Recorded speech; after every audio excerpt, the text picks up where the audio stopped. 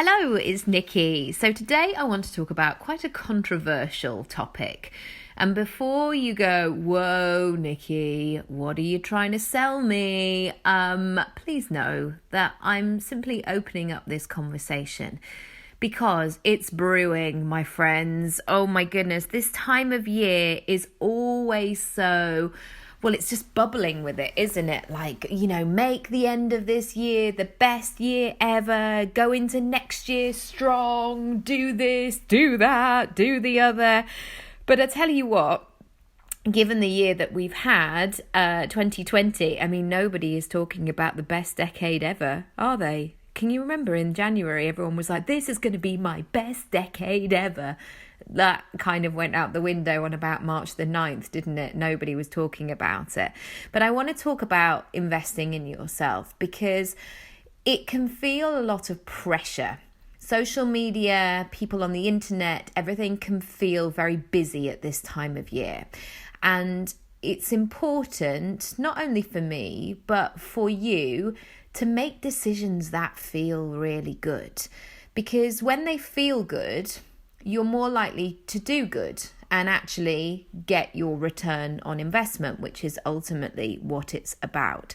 So this is going to be the non-sleazy version, and I'm going to be sharing a bit about what I've done over the last 20 years and how that's worked out or not so much at different times, and hopefully just give you a bit of inspiration or motivation or clarity today.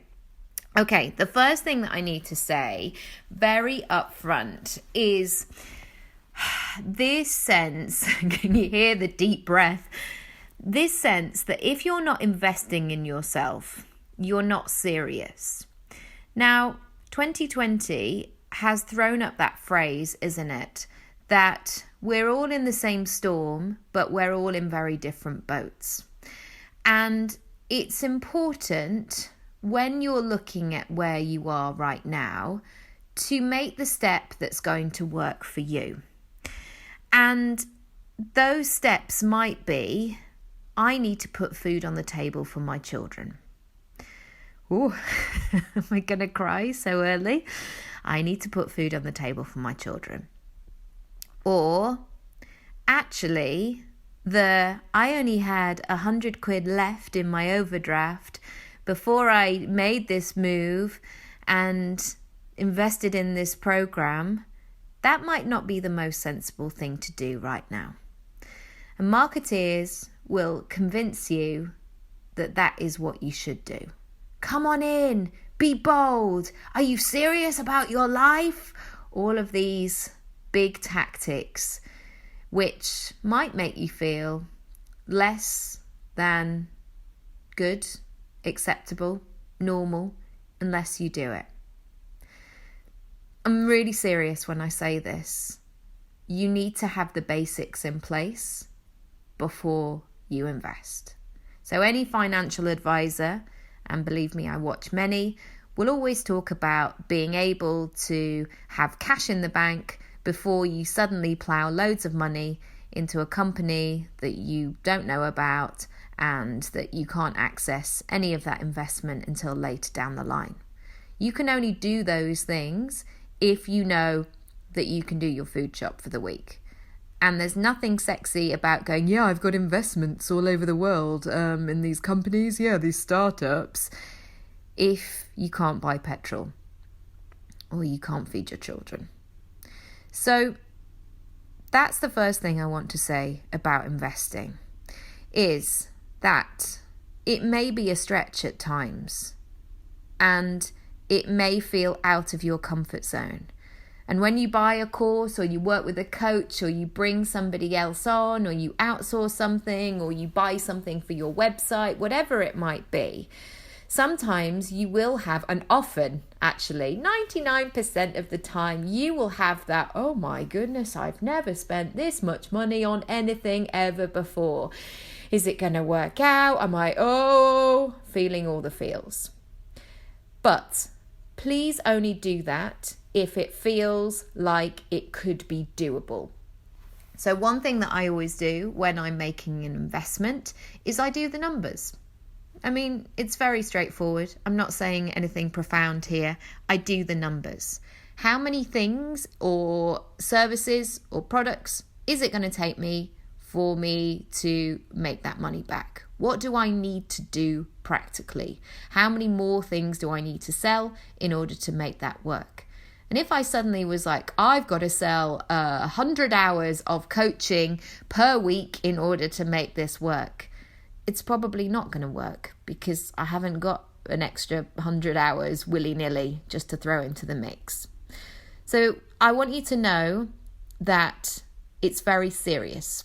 I'm serious about this, that yes, of course, live your best life, but also don't leave yourself so backed into a corner that you're fearful, that you're scared, that you're not in an empowered place where you can't actually see the wood for the trees, where you feel so foggy, and I'm sorry if this is triggering as I'm saying it, where it feels so foggy that you can't make any moves.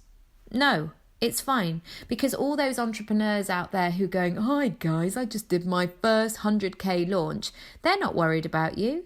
They're too busy like selling the next thing to the next person.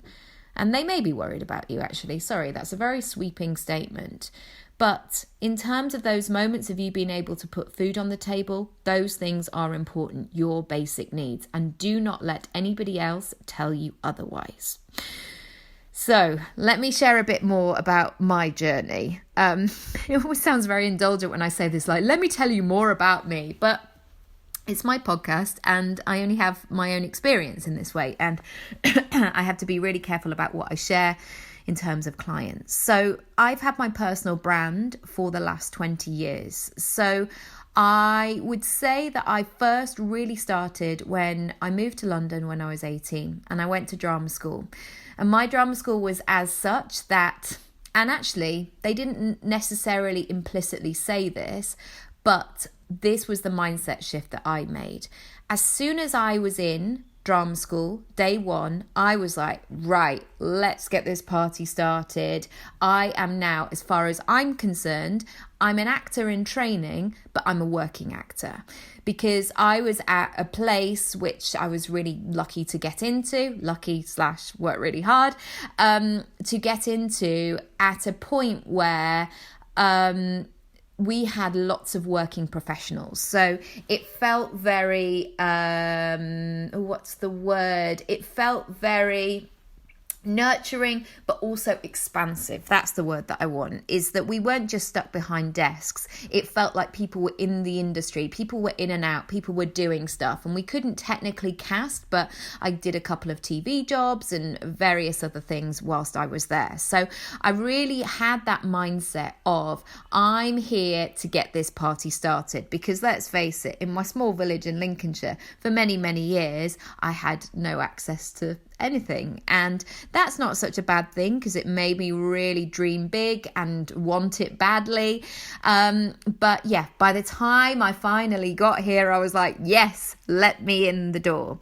So over the last 20 years, my goodness, there have been so many investments that I've made. So paying for drama school and working throughout that, working every holiday. And, you know, my parents did support me in various ways throughout that process.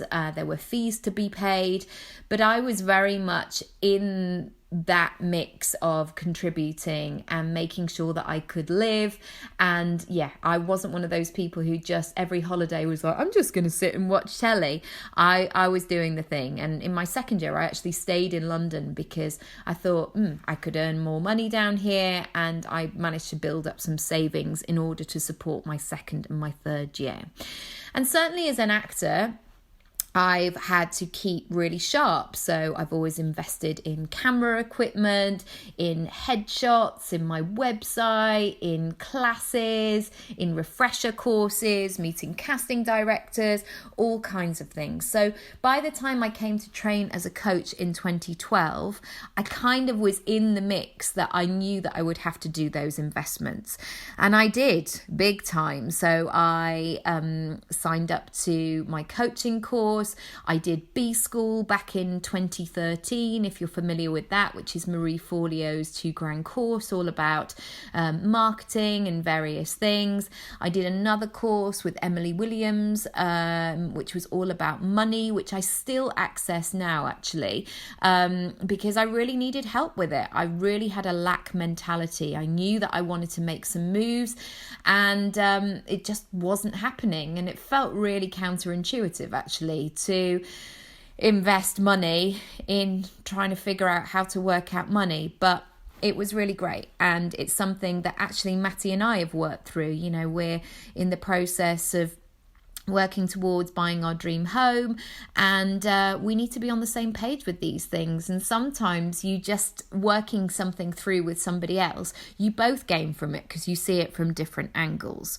And in terms of my personal brand, I've definitely had to invest in my gaps, in the areas that I didn't know how to do, because the education that I had back in the 80s and 90s is useful, maybe to a point, certainly now, like I can read and write and do maths, and that's all really good.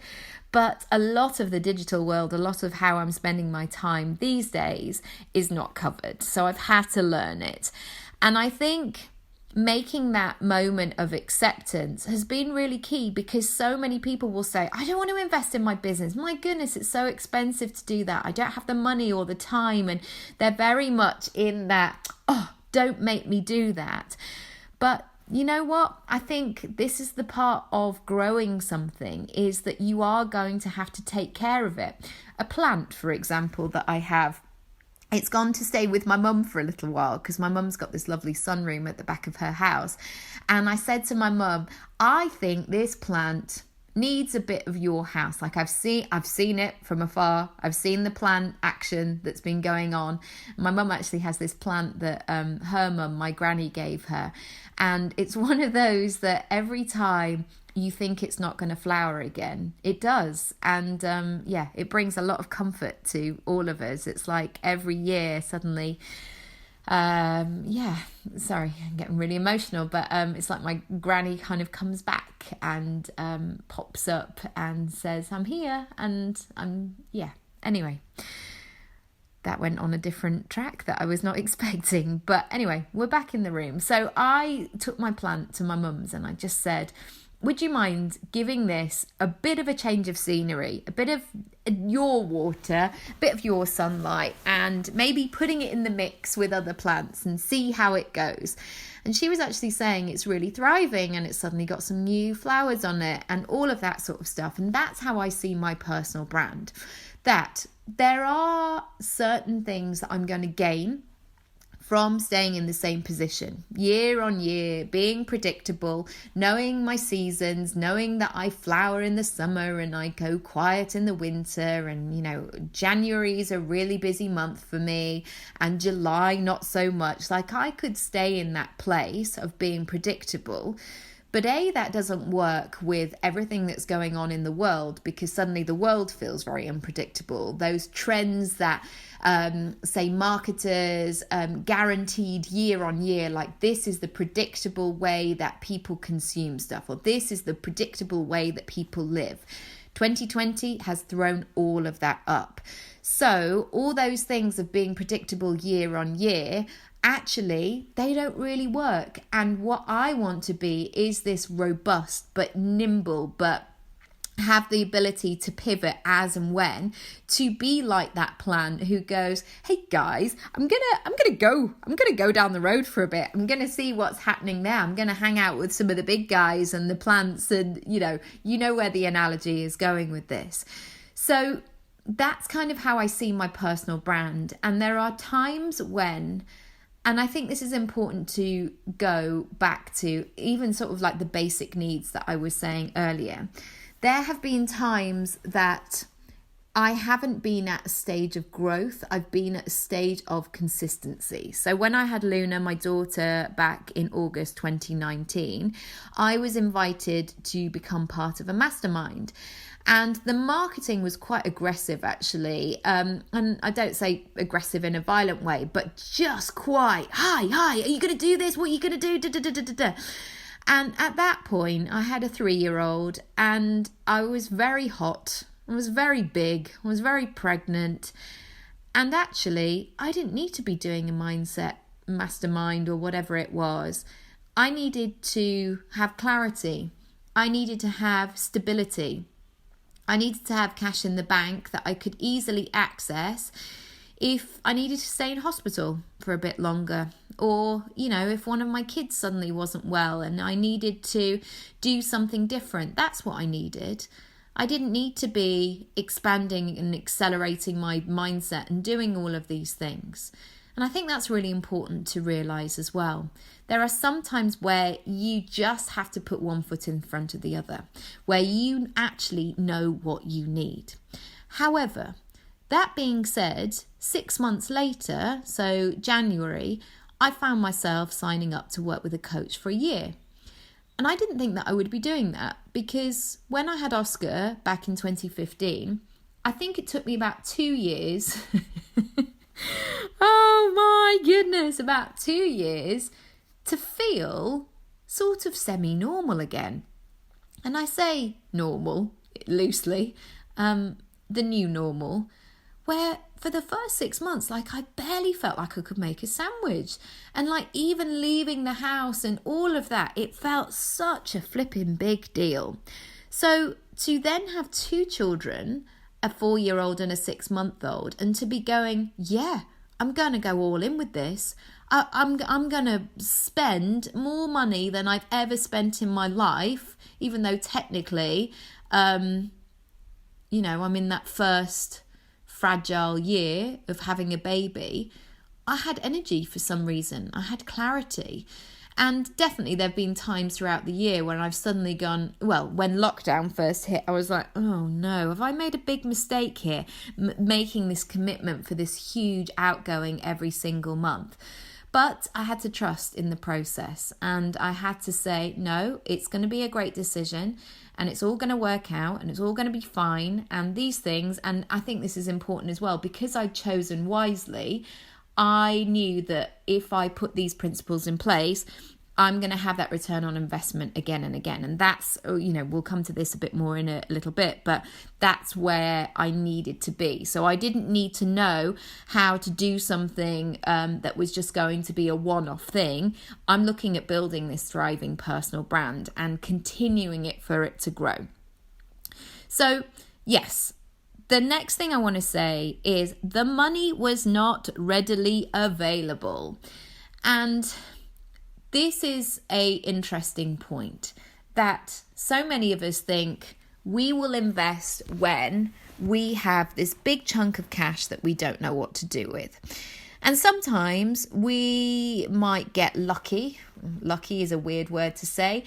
We might be in the situation of, because it's always a double-edged sword, isn't it? That, inheritance, for example, might come somebody's way, or you might win a prize, or you might win some money, or, get a tax refund or something like that. Maybe it's like some money comes into your life that you're not necessarily expecting, but you gladly welcome.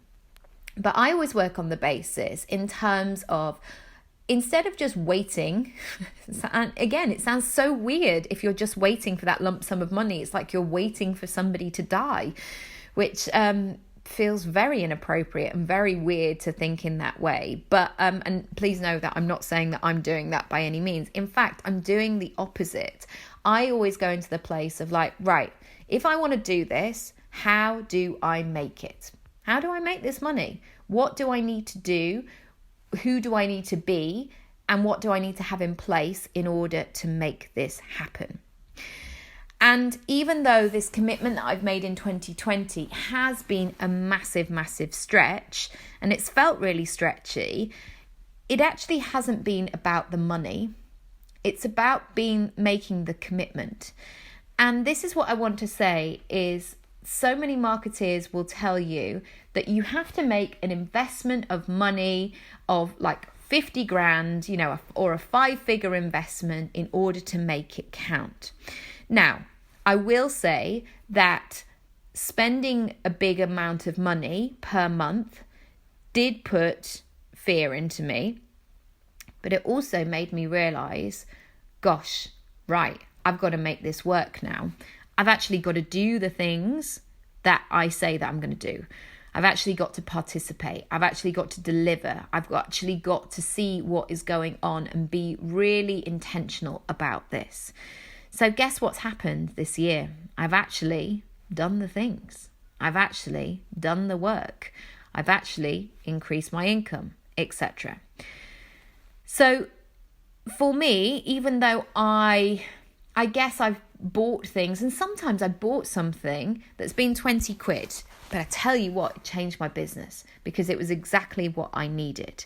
But more than the money, I always have to look at what is my commitment. So your commitment, for example, might be that you are going to show up to this podcast, for example, not mine necessarily, but somebody's. If you know somebody whose consistency is maybe better than mine, if you know somebody who every single Wednesday they do a free masterclass type situation podcast, and you make that commitment that you block out your diary on a Wednesday between 9 and 10 to not only listen to this podcast, but to implement every single step, that is a way of investing in yourself. That is a way of taking care of your business, of your growth, and being in the game. Other ways that I've invested in myself that haven't been financial: running, my fitness, my health, my mental well-being. I have taken such good care of it this year. And therefore, I was going to say I've slept better. I maybe haven't, because Luna wants to be in the Wide Awake Club a lot. But I've certainly felt calmer. I felt more in my body. I felt grounded. I felt fitter. I felt stronger. I felt more flexible. I mean... I'm just laughing at that because I have started to sometimes make the old lady noises of like, oh, 1 minute, let me just grab that. But on the whole, I mean, yeah, I feel I'm 40 next year. I feel more fit than I did when I was 30. That's where I want to be. I don't want to be wearing awful, I'm fabulous and I'm 40 type jumpers. Like, no. I want to feel really good. Anyway, that went off on a tangent. So it's not about the money, it's about the commitment. So how do you know where to invest? So the thing that I do is I look at my gaps. Where are the gaps in my knowledge, in my obstacles, in my progress? So firstly, I was looking at my knowledge, that there were things that I was lacking in order to grow my business. So I wrote them down. I wrote down a list of the things that were lacking. I also looked at my obstacles. So why wasn't I making the progress? Why was I feeling like I was a bit stop-start? So I'd have loads of success and then suddenly it would fall off, or I felt really motivated and excited and then I suddenly didn't know what to do next. So I really started to pay attention to what was going on. And sometimes that process before you invest in something, it's quite ugly. And I had to really check myself actually in this, of making sure that I wasn't shaming myself. Like, oh, Nikki, you're such an idiot for not doing X, Y, and Z. Or I can't believe you haven't figured this out yet. I didn't let myself get into that victim mentality, because it's really easy to do, right? It's really easy to say, I should have had all of this figured out by now. Instead, I tried to do that very noble self-development thing where I led with the beginner's mind. Like, what do I need to learn? And how can I enjoy this process? So yeah, I would say I was definitely floating between the two there. So the next thing I had to do was, of course, when you start to look for coaches, you press something on their website, you're suddenly signed up for something. Facebook suddenly know that you've been looking at them. You're then marketed to various other things, and you're in a whole world of internet marketing, and therefore you're being sold to a lot. And I have no issue with this. Like, I would encourage it with my clients, and there are better ways and there are not so great ways to do this. But, you know, this is the whole part of our business, isn't it? And it's certainly stage 3 of my personal brand plan, which is all about, like, how do you present what you do? and how do you ultimately get clients? It's basic business. But what I do want to say is I had to make a decision on how I responded to that. And I had to be really aware of really noticing what I actually needed. So I actually had to ignore the sexy sales pages, that we've seen them, the first class travel, maybe if I did this, I could be as thin as that person, or those sort of generic, I was nothing and then suddenly I was a 7-figure business owner, or overnight I did my first 88 grand launch, la la la la la. And I say la la la la very dismissively and probably rudely, because the thing with those sales pages is they are really sexy and they're really compelling, and people go, oh my goodness, that person looks and sounds like me, and she was in a corporate job too, and look what she did in 15 days. The thing about those sales pages is they're not transparent. They don't necessarily show the whole picture of what else was going on. Because actually, I don't believe it is one thing. I believe growth is a number of things, and it's about working it through in simultaneously. So bringing all of these things to life. So it's not just one thing in that way. But the sales pages will have you believe this. So whenever I, for example, share testimonials and people go, Nick, you did this and it was so great and all the rest of it, I'm very aware that it wasn't just me. It wasn't just the hour of coaching that they had that changed everything. It was all the other things they did. I was simply the facilitator in that. So I had to be really clear. And again, that thing about first class travel is really compelling. I mean, who wouldn't want to travel first class? That sounds great. But in terms of priorities and things at the moment, and certainly in 2020, I've not been traveling at all, really, and certainly not first class. And would I want to spend that money on taking a 4 and a 1-year-old on a first class travel? Is that my kind of number one value at the moment? Maybe not. So I had to look at those sales pages really clearly. The next thing is, am I actually going to be able to use the thing? So a lot of these courses, programs, sometimes they're in America. And or Australia, and the time difference is not necessarily going to work. I am an early riser, but also I'm an early nighter. So if somebody tells me I have to stay up till 11 o'clock at night to watch a webinar, I'm not going to do it. It's going to be too much. And also people will always say, like, see if you can join live if you can. And I totally get that. You get so much energy from being live on the call and ready and waiting. But I don't do my best work at that time. So it's important when you're thinking about investing, are you actually going to use this thing? Are you actually going to be able to operate this thing? So going back to the 80s and 90s, my dad always, and I'm not going behind his back here, I would absolutely say it to him now because, my mum and I would be thinking, why can't we use this video recorder? So he'd go to this local business who would be an expert in, selling all the latest things. And my dad would get sucked in every single time, and this guy would send him home with this video recorder, and it had all these weird and wonderful settings. This is when, like, back in the day when technology felt really complicated, when you were holding down 2 buttons and then you had to click the thing at the back, and oh my goodness, it just felt crazy.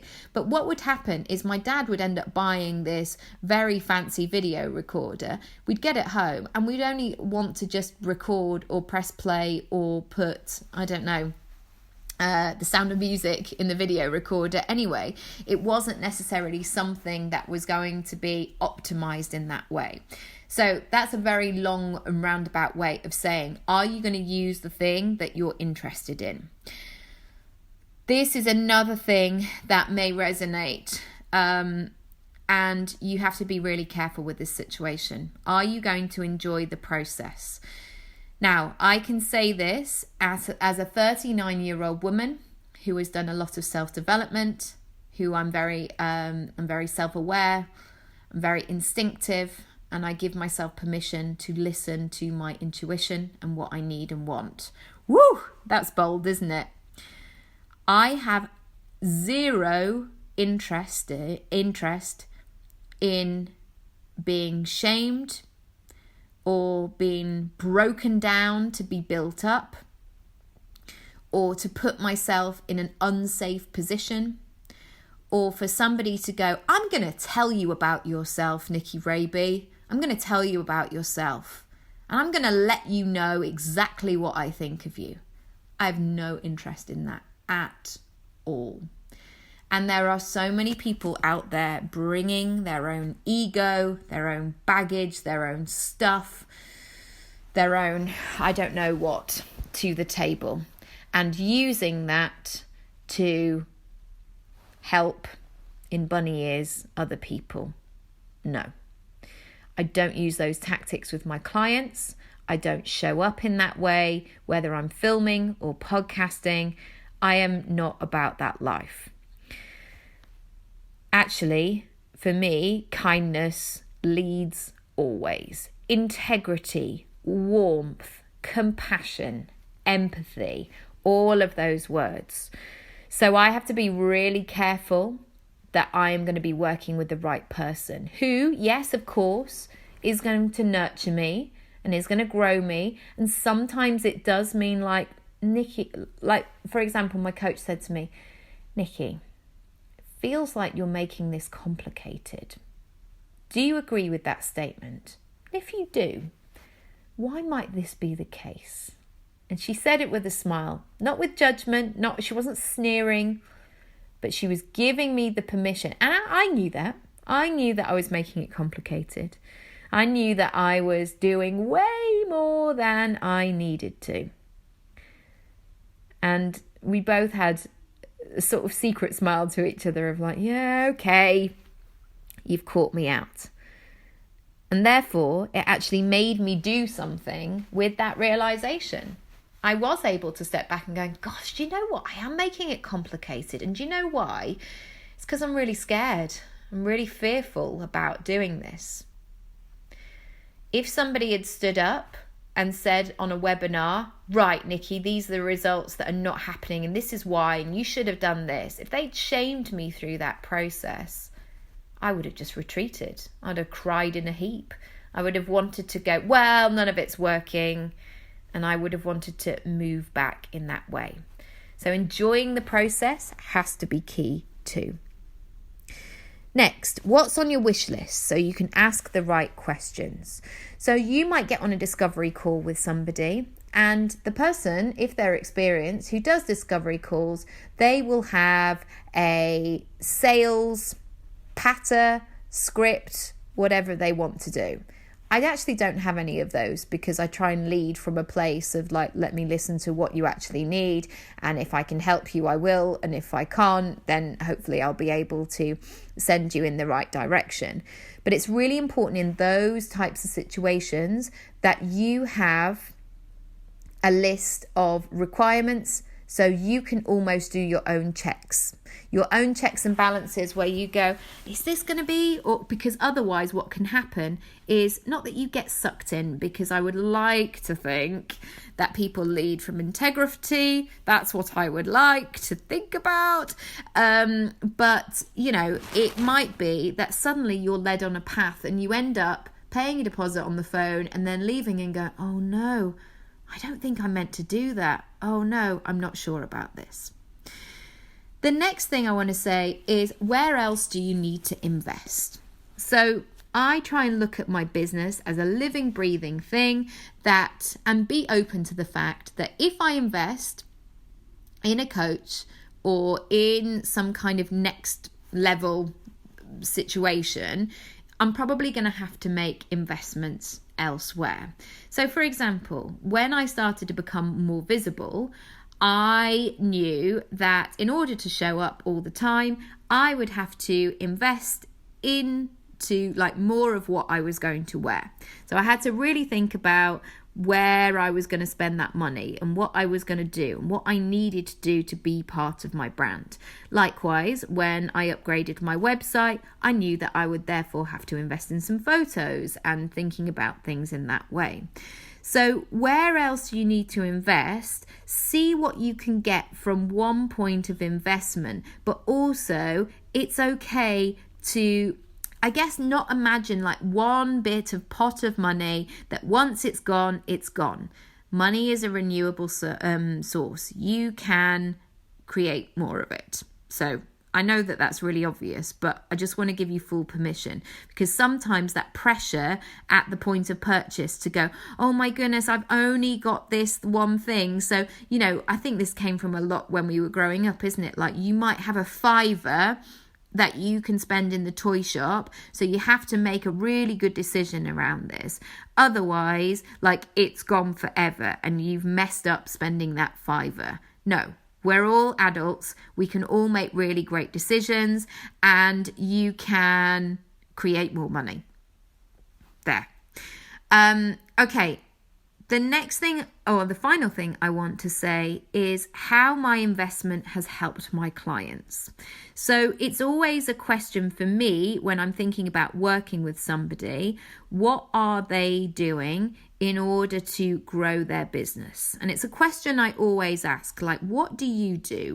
Where are you focused right now? Where are you going? So I want to share this because November has been my best booked month ever. And I'm saying this, this is not cash. This is not cash in my bank account right now. This is kind of predicted income in terms of what I've been able to generate this month. And for me, it's really important that I am working with people on both sides of the spectrum. I'm not going to say above me and below me because that just feels really weird and kind of egotistical. But the people who I am growing and getting closer to, I guess, I want to know how they're growing. And also the people who are choosing to work with me for my support, I want to know that they're going to be willing to grow too. The reason that is because growth and development and acceleration and all of those things, and this doesn't need to be in a sort of hideous masculine, like hustle harder type way. Sometimes that means like, oh, that limiting belief that somebody once told me I wasn't capable of, I've been able to release it. Sometimes it can be in a much more gentle way. But I guess it's like trying to get to, and I guess being committed to ultimately the best version of yourself or your version of success. But I want to work with people that are growing. And the thing that I've noticed is that's what's really exciting in terms of my personal brand. So one of the reasons that people choose to work with me, and actually I saw this when I shared with my clients what I'd been doing this month in order to have my best booked month ever. For them, it's really important that they know that I'm getting wet too. And there's nothing worse, is there, when you're having like that sort of backseat driver or that person who's walking alongside you and telling you what to do and sort of being in the mix, but they have no skin in the game. And they're sort of like, oh, you didn't want to do that. Oh, think about this. Oh, you've made a mistake there. And for the fact that I'm actually doing this process too, I am actively building my personal brand every single day, and I have my own hopes and goals and dreams and all of that sort of stuff. It means that I am failing sometimes too. It means that I'm making bold moves. It means that I'm experimenting. And it means that actually I am really sharp and current at what I do because I'm doing the things. And this is what I found at drama school many moons ago, was that people would like to kind of do... There would be some teachers that would come in, they'd be like, hi, yeah, sorry, I was just filming the bill yesterday. And I had a long day on set, but here I am. And this happened. And oh my goodness, here's a little thing from yesterday. And, guys, nobody ever tells you this, but I wanted to let you into this secret. That was the kind of teaching I loved, that like on the ground, practical, this happened or this is happening right now and I need to tell you. And there'd be some teachers that would want to sort of build, kind of roll up in their very old suit with a pipe and slippers. And they didn't necessarily have to be old, but they had that kind of energy. You know, they'd want to have a leather chair in the corner and direct from there, so not really make connections with us. And they would just want to bang on about their old stories of, oh, back in the day, and when I was doing Richard III at the Globe, and when I did this with the RSC, and la la la, all these kind of old stories, which were frankly about them, not about us and our development, because unfortunately those stories were from a ego, from a sort of like, this is what happened, guys, show and tell moment, not from a practical learning standpoint. So that's what's really been interesting for me, is actually for me in terms of my investment, I'm never done. And I'm in the game and I'm making moves. And I'm sure my clients sometimes see my moves that I'm making. They sometimes might go, Nikki, but you said you would do Movember every single day and you haven't. And it's like, yeah, I know, because I got really busy, and don't worry, I'm going to kind of fill in the gaps. But because my clients know that I'm in the game, I'm getting wet as well. It's much more of a vibrant process is what I'm going to say. So this has been a really, really long episode. I'm going to leave it there because I've spoken for over 40 minutes now. But I hope you've got some use out of this, and I hope this has given you some clarity of what to do next. So I want to ask you the question, what is it that you do need to do next? Where do you need to invest? If you go back to that question of where are your gaps, your knowledge, your obstacles, your progress, what do you need in order to go to your next level? And this, remember, is not going from zero to becoming a millionaire overnight. This is about the slowly but surely process. What do you need to bring into the mix? Thank you so much, as always, for spending some time with me. I hope this has been really useful. I would love to work with you in 2021 on a long-going basis or a short-term basis, or you can join your personal brand plan. Book a free discovery call with me and let me know what you're after. Hopefully in the 42 minutes that I've been speaking, you will know that I'm not about an agenda. I'm not about just saying like, you're just going to do these 3 things, yeah, and overnight it's all going to be great. You will know that this is about you. It's actually about you. I have no agenda. I'm interested in what you really want and what your next steps are and how I can help and support you. Thank you so much for listening. I'm sending so much love, and I hope you have a lovely day. We are all at home because Oscar's school his class has closed for a little bit because they've had a positive case. We are all well and fine though, but thinking of you, and please think of us in not going outside. All right, lots of love. Bye.